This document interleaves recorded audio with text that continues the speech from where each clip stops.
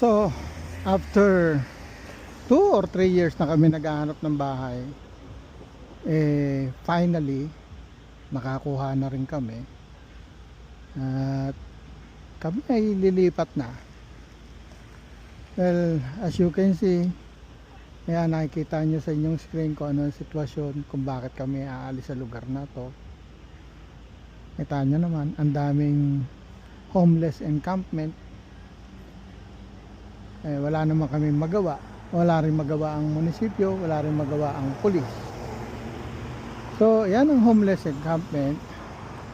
At ang bahay ko ay masyadong malapit lang sa homeless encampment na ito. Okay.